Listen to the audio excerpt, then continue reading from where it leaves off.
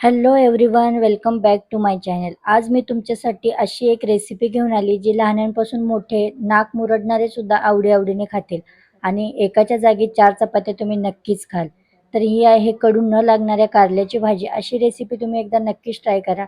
आता वेळ न घालवता आपण रेसिपीला सुरुवात करून घेऊयात. सर्वात आधी हे कारले स्वच्छ धुवून गोल गोल चक्रीमध्ये कट करून 1 तास अगोदर याला छान मीठ लावून ठेवून देऊयात. 1 तासानंतर आपण याची भाजी करावीत आणि भाजीला सुरुवात अशी करायची. सर्वात आधी तर गॅसवर कढई ठेवा, तेल टाका त्यामध्ये आणि तेलाला चांगलं कडकडीत तापू द्या. तेव्हा आपण हे जे कारले कट केलेत ना, याला पिळायचं सुद्धा नाहीये, कारण आपण 1 तास अगोदर मीठ लावल्यामुळे ह्याचं जे काही पाणी निघलंय ना, ते पाणी आपण काढून टाकलेलं आहे. आणि त्यानंतर ना तेल छान कडक झाल्यावर त्यामध्ये ह्या गोल आपण चकल्या ज्या केल्यात कारल्याच्या, त्या टाकून द्यायच्या आहेत. छान कडकडीत तेलात ह्या चकल्या टाकल्यावरती छान खालीवर परतवून घ्यायचं आहे. या चकल्यांचा कलर हलका लाल ब्राऊन झाल्याच्या नंतरच आपल्याला यावरती एक मसाला बनवणार आहे मी, तो टाकायचा. आता हा मसाला कोणता तुम्हाला पुढे सांगतेच त्या अगोदर ना, याला छान असं परतवून घेऊयात कारल्याला, जेणेकरून याचा कडूपणा या तेलामध्ये सगळा मरून जाणार आणि छान क्रिस्पीपणा येईपर्यंत या कारल्याला परतवून घेऊयात आपण.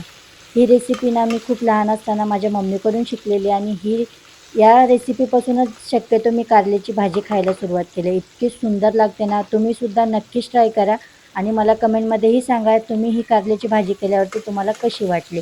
सो आता याला कलर तुम्ही बघताय हलकासा ब्राऊन कलर आलेला आहे आणि छान परतवून घेऊयात आपण याला. अजून चांगल्या क्रिस्पी वड्या झाल्याच्या नंतर ना याच्यामध्ये एक आपण युनिक मसाला बनवणार आहे, ज्यामध्ये ना एका मिक्सरच्या जारमध्ये आपल्याला बारीक बारीक खोबऱ्याचे काप घ्यायचे आहेत, जे की तुकडे करून घेतलेले आहेत. आणि या खोबऱ्याच्या कापासोबतच ना 2-3 लसणाच्या कळ्यासुद्धा यामध्ये ॲड करू. त्याचसोबत याच मिक्सर जारमध्ये 1 चमचा लाल तिखट आणि अर्धा चमचा कांदा लसूण मसालासुद्धा टाकून घेऊयात.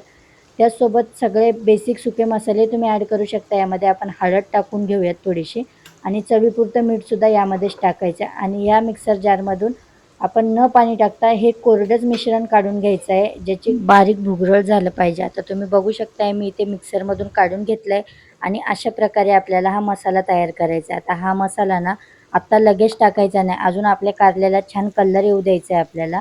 थोडा आलेला आहे. आता अजून एकदा छान याला परतवून घ्या आणि मस्त असं खरपूस याला भाजून घेऊयात आपण. अशा छान छान रेसिपीसाठी तुम्हाला माझ्या चॅनलला सबस्क्राईब करावं लागेल, व्हिडिओला लाईक करा. त्याचसोबत कमेंटमध्ये तुम्हाला कोणती रेसिपी हवी ते सुद्धा तुम्ही टाकू शकता, त्यावर मला व्हिडिओ बनवणंही सोपं जाणार. आता इकडे बघू शकता तुम्ही असं एकदम सुटसुटीत सगळ्या कारल्याच्या चकल्या करून घेऊयात, जेणेकरून लवकर खरपूस भाजल्या जातील.